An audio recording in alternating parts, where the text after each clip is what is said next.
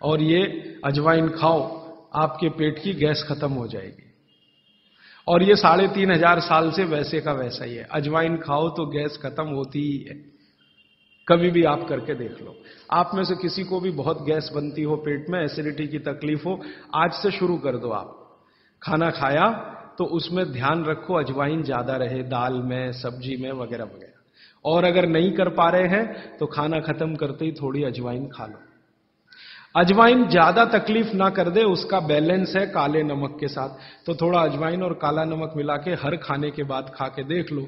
3 दिन में ना आपकी गैस बंद हो तो आप जो कहो मैं हारने को तैयार। ये गारंटी मैं नहीं दे रहा हूं, ये गारंटी अजवाइन दे रही है। मेरी गारंटी नहीं है, अजवाइन की गारंटी है।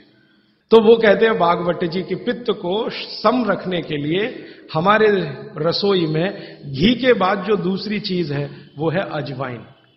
अब तीसरी चीज पे आते हैं। पित्त को सम रखने के लिए अजवाइन के बाद जो तीसरी चीज अपने रसोई में है वो है जीरा। जीरा 2 तरह का है, एक सफेद और एक काला, है ना। काला जीरा सफेद से भी अच्छा है। आप एक नियम ध्यान रख लो, मैंने आपसे कल कहा था, जिस चीज का रंग जितना गहरा वो उतनी ही अच्छी, भगवान की बनाई हुई, मनुष्य की नहीं। मनुष्य ने तो पेंट भी बना दिया है, बहुत गहरे रंग का है। भगवान की बनाई हुई हर चीज में ये नियम आप देखना कि भगवान की प्रकृति की बनाई जो चीज जितने गहरे रंग की है उसकी क्वालिटी उतनी ही अच्छी है। तो जीरा 2 है, एक सफेद और एक काला। काला जीरा सबसे अच्छा, पित्त को खत्म करने के लिए, सम रखने के लिए। तो आपके रसोई में एक हो गया घी, देशी गाय का, पित्त को खत्म करने। दूसरा हो गया अजवाइन। तीसरा हो गया जीरा। और एक चीज हींग। हींग तो आप सब समझते हैं ना। हींग, हींग भी भगवान की बनाई हुई है, आदमी ने नहीं बनाई। हींग के पहाड़ होते हैं, जैसे पत्थर के पहाड़ होते हैं ना, वैसे हींग के पहाड़ होते हैं। हींग वहीं से आती है। तो हींग है, जीरा है, अजवाइन है और देशी गाय का घी। अब इसके नीचे आता है धनिया। धनिया 2 तरह का है, एक सूखा और एक हरा। जब तक हरा उपलब्ध है आप खाइए, जब नहीं है तो सूखा खाइए। दोनों की क्वालिटी एक ही है। सूखे धनिये में कोई कमी नहीं आती। आपके मन में यह प्रश्न है ना, हरे पत्ते का धनिया में कुछ ज्यादा होगा, सूखे में कम, बिल्कुल नहीं है, दोनों में बराबर है। सूखने के बाद भी उसके गुणधर्म में कोई कमी नहीं। अब ऐसी पूरी लिस्ट है, मैंने तो आपको 5-7 बता दिया पित्त को कम करने के लिए क्या क्या। आपको पूरी लिस्ट है तो 108 है। 108 पित्त को खत्म करने के लिए रसोई में 108 चीजें हैं। वो पूरी लिस्ट देखनी है तो वो किताब है, आप ले लेना। एक स्वदेशी चिकित्सा किताब हमने बनाई है और एक बनाई है गंभीर रोगों की चिकित्सा, इसमें ये सूची है। और थोड़ी सी अष्टांग हृदयम के भाग 3 में भी है, भाग 2 में भी है, थोड़ी थोड़ी है। थोड़ा आगे बढ़े, कफ की सूची मैंने बताई आपको। कफ में सबसे अच्छी चीज है गुड़। गुड़ के बाद दूसरे नंबर पर है शहद। जैन है तो शहद मत खाइए, ये मेरी भी विनती है आपको, क्योंकि नहीं तो मैं पाप का भागीदार बनूंगा जो आपसे कहूं कि शहद खाओ, और मुझे तो मोक्ष में जाना है, तो पाप की गठरी क्यों ला दूं। तो आप जैन हैं तो बिल्कुल शहद मत खाइए। अजैन है माने जैन नहीं है तो आप कोशिश करिए कम से कम खाएं, ना खाएं तो और भी अच्छा, क्योंकि अपने पास शहद का विकल्प है गुड़।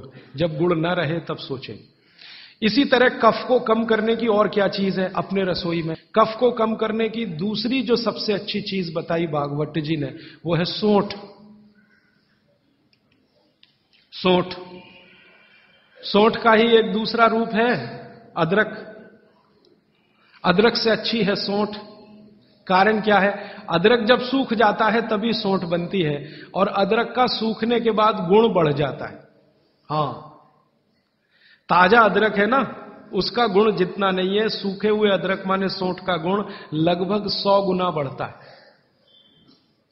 इसलिए सौंठ अदरक से हमेशा अच्छी है।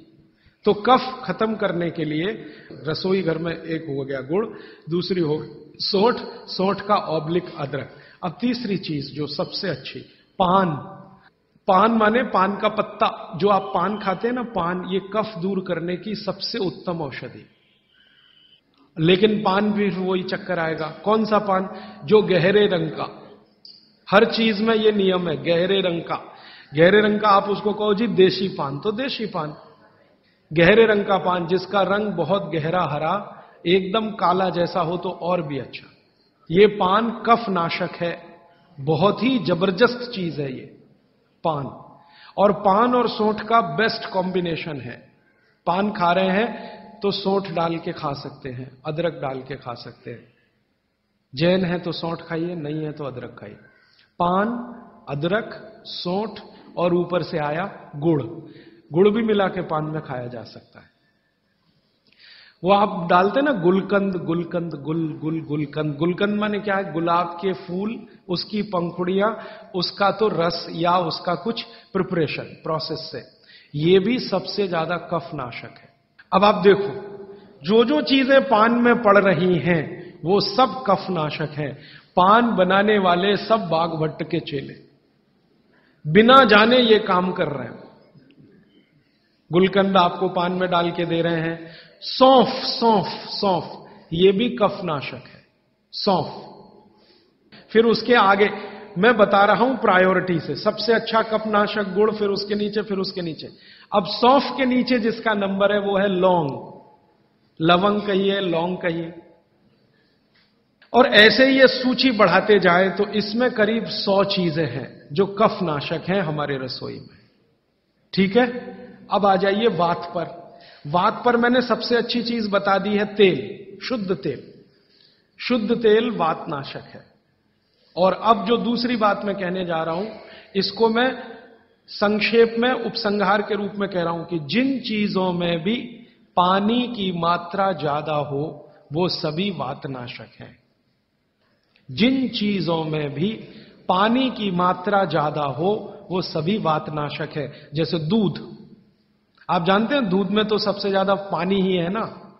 दूध को फाड़ के देख लो, सॉलिड मटेरियल तो थोड़ा ही निकलता है ना, बाकी तो पानी ही रह जाता है। तो दूध में बहुत पानी है। तो जिन चीजों में पानी ज्यादा है, भागवत जी ने सूत्र ऐसे लिखा है कि पानी युक्त चीजें, जल युक्त चीजें सभी वातनाशक हैं। तो दूध हो गया, दूध के बाद दही, दही में भी पानी ही है, आप जानते हैं। और छाछ तो सबसे ज्यादा पानी वाली है। जूस जो आप इस्तेमाल करते हैं, सभी जूस वातनाशक है।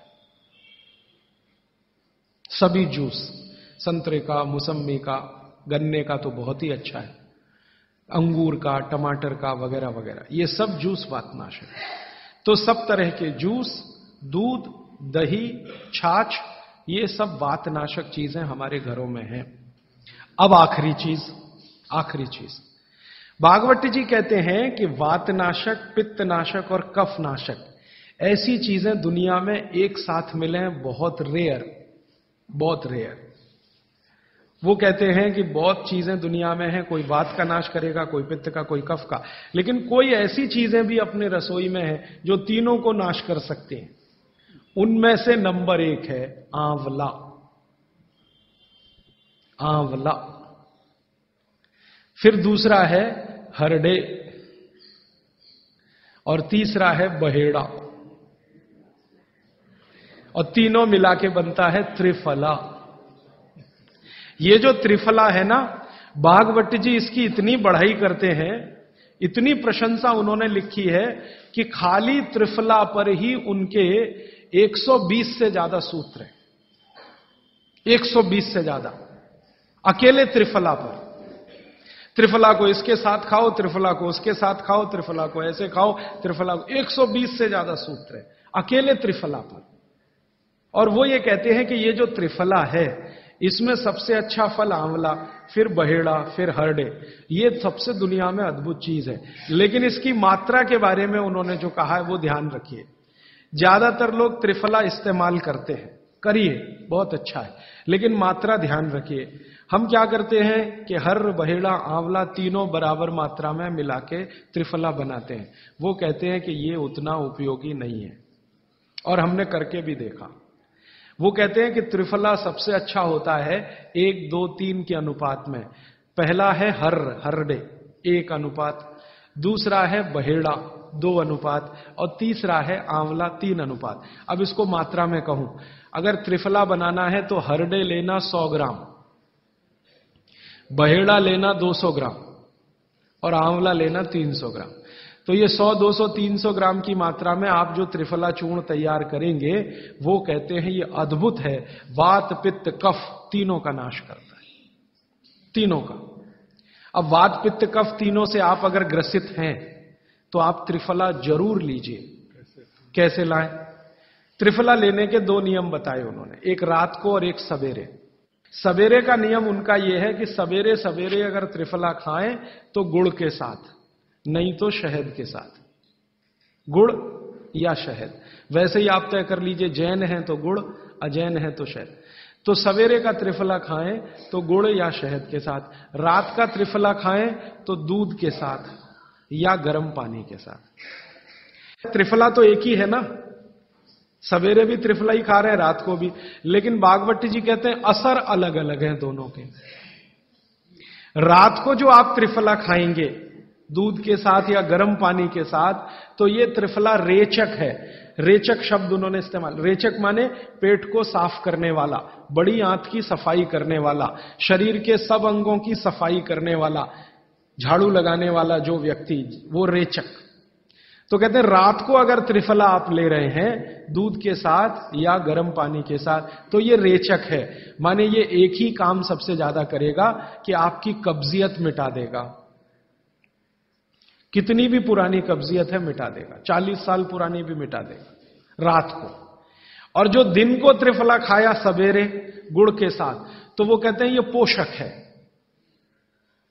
एक शब्द है रेचक और एक है पोषक। पोषक माने शरीर को जो कुछ चाहिए, विटामिन सी चाहिए, विटामिन ए चाहिए, विटामिन डी चाहिए, या विटामिन के चाहिए, या कोई विटामिन चाहिए, या हमें माइक्रो न्यूट्रिएंट्स चाहिए शरीर को, कैल्शियम चाहिए, आयरन चाहिए, वगैरह वगैरह। तो शरीर को अगर पोषकता चाहिए तो त्रिफला सवेरे खाना, और शरीर में आप मानते हैं कि हमारी कब्जियत ठीक करने के लिए तो त्रिफला रात को खाना।